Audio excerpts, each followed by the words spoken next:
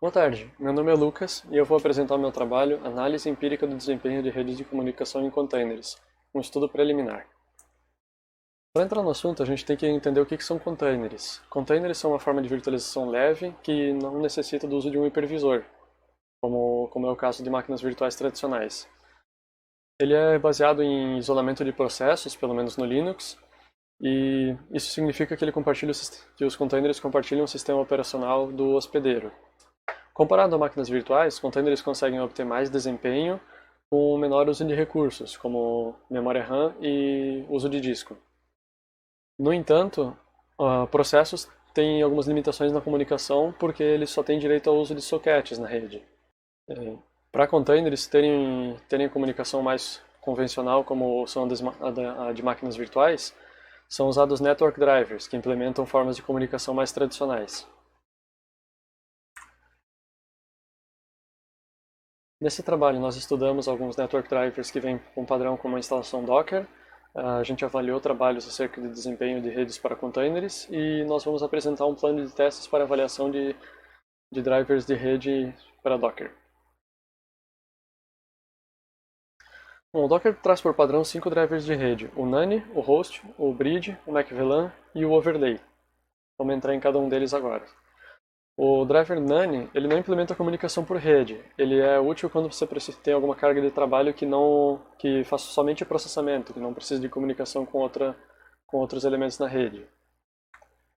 O Docker Host, ele traz os containers a comunicação por sockets, ou seja, um container vai usar a mesma rede do hospedeiro, então os serviços que ele hospedar vão estar disponíveis no IP do hospedeiro com a porta do serviço no container.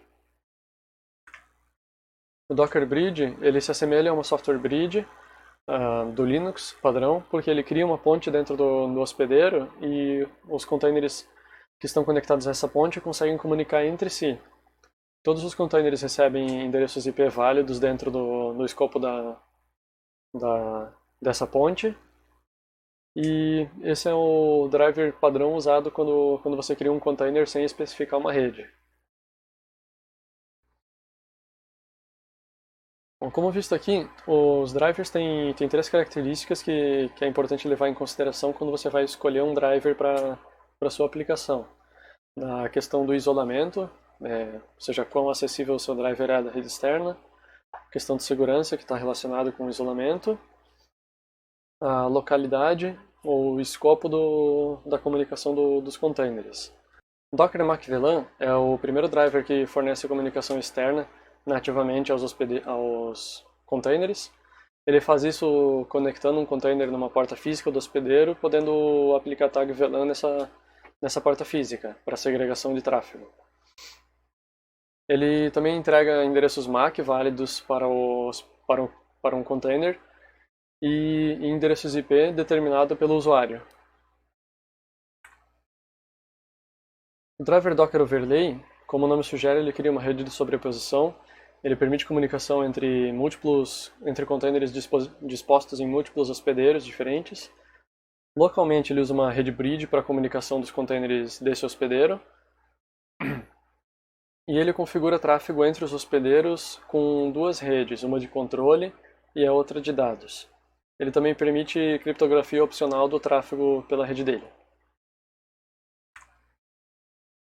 Entrando no assunto dos trabalhos relacionados, nós pegamos um conjunto de trabalhos que falam de desempenho de redes para containers.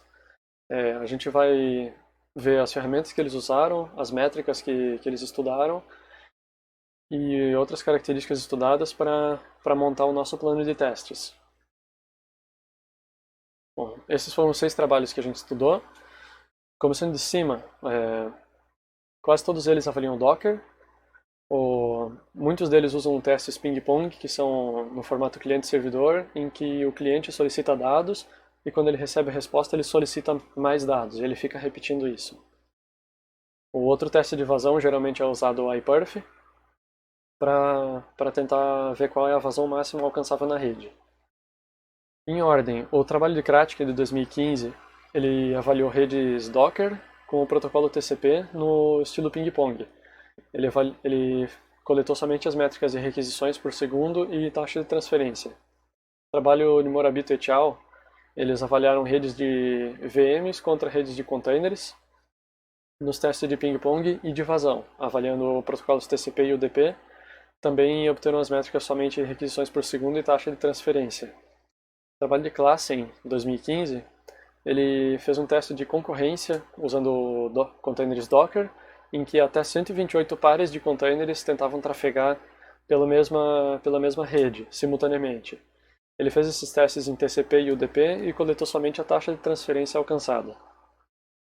Zismer, em 2016, fez um teste também com Docker, avaliando o desempenho de redes de sobreposição em cenários ponto a ponto, que seria uma rede em que tem dois computadores ligados diretamente, e numa rede multisalto, em que um conjunto de computadores é ligado como se fosse uma linha, que, digamos, tem X computadores, do primeiro para alcançar o último, ele tem que passar por todos os do meio.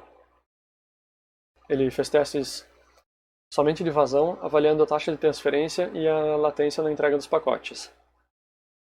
Su et al., em 2018, avaliou o impacto de rodar containers sobre máquinas virtuais. Nos testes de rede dele, ele fez testes de ping-pong e vazão e coletou taxa de transferência e latência. Já Warner et al., em 2019, fez um teste comparando técnicas de virtualização, entre elas o KVM, que é a virtualização convencional, e o Docker e LXD, que são containers, ou virtualização leve. Ele fez somente teste de vazão em TCP e UDP e coletou as métricas de taxa de transferência e latência. Bom, como a gente pode ver aqui, todos os trabalhos que a gente avaliou, quase todos eles focam em avaliar a taxa de transferência e a latência alcançada nos testes.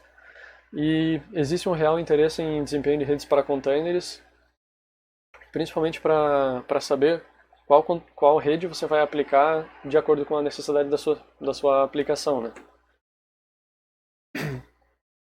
Só que os estudos avaliados aqui não aproximam cenários reais.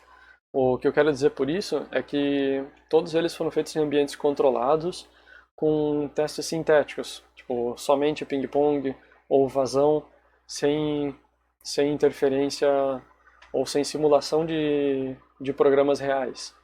São somente testes sintéticos. Vamos entrar agora na nossa proposta desse trabalho.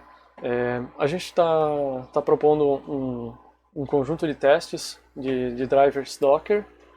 Seriam os 4 que vêm por padrão com uma instalação Docker, o Docker Host, Bridge, Macvellan e Overlay, usando essas 4 ferramentas, iPerf3 e SockPerf, que são para análise de desempenho de rede, o StressNG, que é uma ferramenta que aplica carga sobre elementos do sistema, a gente vai usar ela para estressar a CPU durante os testes. E o Empirical Traffic Generator, que é uma ferramenta da Cisco, criada que consegue criar tráfego baseado numa distribuição informada pelo usuário. Nós vamos coletar as métricas taxa de transferência e latência para ficar de acordo com o que os trabalhos avaliados coletam, e também uma nova métrica de tempo de conclusão de fluxo, que vai ser usada para medir o comportamento da rede com tráfego de diferentes tamanhos. Nós teremos 4 cenários de testes. O cenário de referência vai ser somente as ferramentas de análise de rede, iPerf e SockPerf, rodando em 2 containers. O teste de interferência vai ter um terceiro container que vai aplicar carga no processador durante a execução dos testes. O cenário de concorrência vai ter um segundo par de containers rodando um teste de vazão em fundo. E o teste de simulação vai usar o Empirical Traffic Generator para simular algumas aplicações usadas em data centers ou em aplicações de processamento distribuído.